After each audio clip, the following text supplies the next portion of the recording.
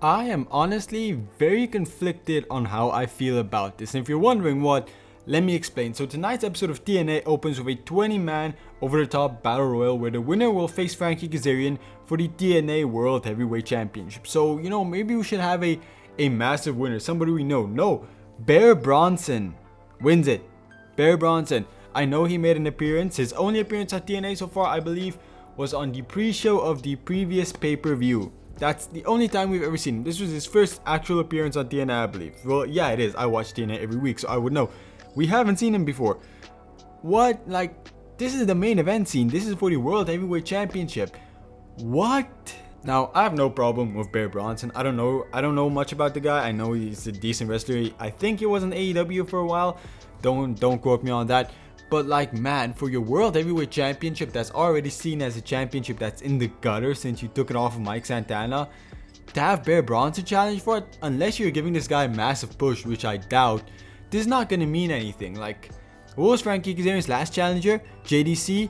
He's going to retire soon. His next challenger? Bear Bronson. I promise you, the way I know TNA, after this match, Bear Bronson's not even going to appear again. This is going to be his only appearance. I would love it if they do something with it. I would love it if this is like a launch pad for his career. It's probably not going to be. Overall, it was a fun little battle royal. A few interesting stuff happened, like AJ Francis costing Rich Swann, the whole thing. No, okay, battle royal. Not a lot of meat to the bone, really, if I can say it like that. But yeah, it's just a very weird winner. It seemed like Eric Young was gonna win, and then I wouldn't even wanted to see Eric Young win, so that would have been a bad choice either way. Then Bear Bronson won. He seems very excited, or at least his character. Man, I don't know how to feel about this. On the one hand, I'm like, okay, we could build a new star this way, but the way I know TNA and how they build their stuff, if you watch this channel, they don't commit to shit, so I don't know how to feel. We followed that up with another fun match, a match that surprisingly got This Is Awesome chants.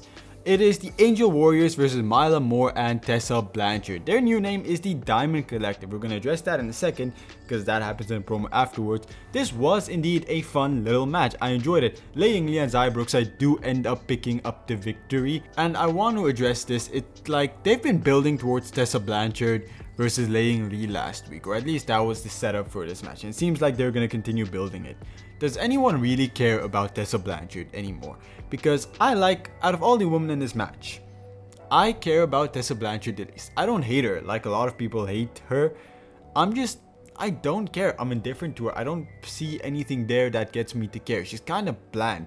I like Lei Yingli. I think she can have an amazing reign if they pair her up with a few good people. I like Xia Brooks, and I feel like we should really build up a bigger story between Xia Brooks and Lei Yingli. And then Myla Moore, I know she's new, I don't know a lot about her, but I want to see new knockouts in the knockouts division. I want to see a new era for the knockouts division, so I'm really intrigued for what she can offer. Tessa Blanchard, she lost all the hype that she came into the year with. It wasn't even good hype necessarily, but I was intrigued to see what was happening. All that's lost. I don't know, man. I don't know what to feel. So after their loss, they go backstage. And then Robert Stone is hyping everyone up. He's talking about how Myla Moore is going to be the Rookie of the Year to try and hype her up. Tessa Blanchard is the first woman to win the Men's Championship. She tries to hype her up, and he just says Victoria Crawford is great. It was funny how he really couldn't think of anything for her. And then they call themselves the Diamond Collective and walk off. So they also challenge any 3 women to a match next week, so I'm curious to see who takes that up. I can't really think of anyone off the top of my head unless it's the By Elegance brand and they find a 3rd woman. I don't know, man. But then we also get a new segment where Danny Luna, whose new name is Doomsday Danny Luna, which is a sick ass nickname. If you guys know anything about Superman, it's like the bad guy that killed Superman, man. It makes sense for Danny Luna, man. I don't know. She challenges Lei Yingli, okay? She challenges Lei Yingli to a match. Lei Yingli later on accepts it. This should be a banger of a match. This is what I was talking about in last week's video about what the new Knockouts division should be. Just a bunch of cool ass storylines, bunch of cool ass new women taking over the mantle. Lei Yingli, Danny Luna, Mara Shade, hell, maybe some of these new young knockouts you recently signed. Let's see what they have to offer. This is what I want. Doomsday Danny Luna, that just sounds sick, man. I'm excited to see this match. I really am. Then we have a promo where Elijah comes out, he sings this little song, then the rest of the Order 4 come out. They put a whole stage up just to allow Mustafa Ali to talk. Mustafa Ali blames Elijah for attacking him, blames Elijah for injuries, and says Elijah must be kicked out of TNA. He challenged Elijah to come and fight him. That's when the Great Hands attack Elijah from behind.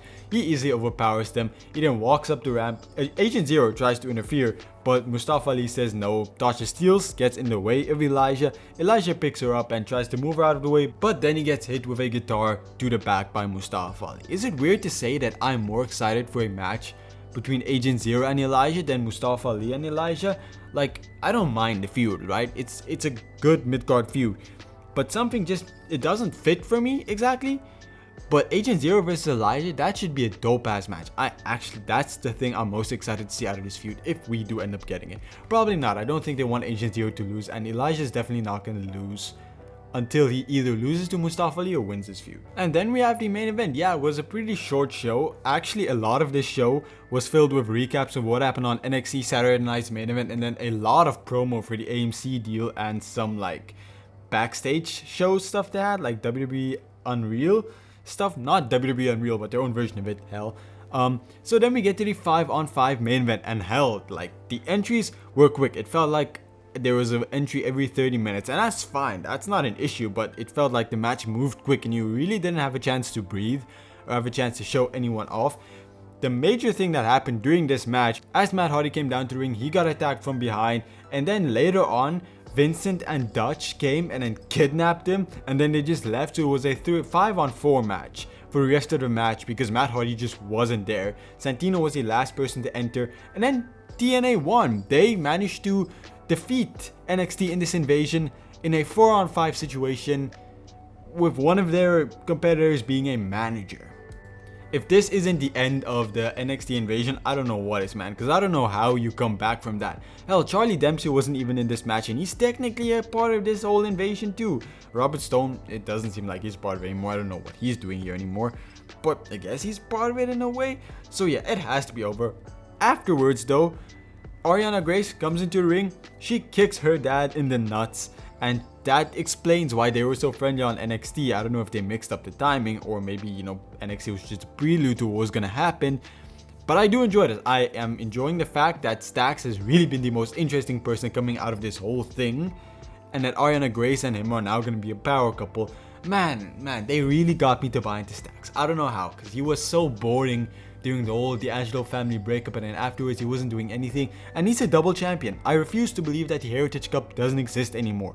Stax is a double champion, and that's just a fact.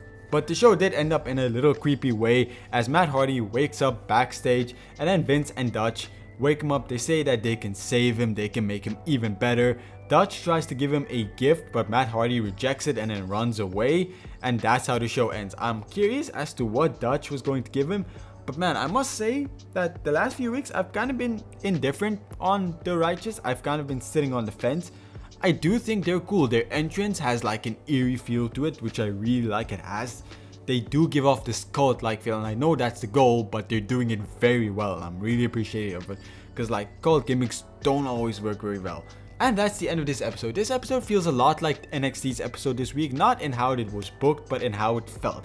It felt like a very good episode, a very solid episode, but something just didn't make it feel that important. It felt like a average episode. It didn't feel like one of these episodes where like, damn, yeah, you're keeping the momentum going. It felt like, okay, this is an episode of TNA, got it. So I'm gonna give it a 7 out of 10. It was good, it was okay. I liked some of the stuff that would happen. It just felt very short. It felt like there was a lot of filler stuff in it, but I do appreciate the show. So if you like this video, please like, subscribe. I cover NXT, TNA, and Evolve every single week. Evolve didn't give me the episode on YouTube again this week, but I'm gonna find out a different way. I'm gonna pirate it. I'm gonna find the episode of Evolve, and then I'm gonna watch it, and then I'll do a review. But yeah, so apologies for being late for that. And also, if you missed my And also, since I didn't do Evolve this week, you should check out PUWF's podcast this week, because they will cover it for you. It's about 2 hours long. You'd enjoy that if you want to know and hear more opinions on Evolve. So check that out and leave a like, subscribe. I hope to see you again soon. Help me get to 1K. Goodbye, everyone.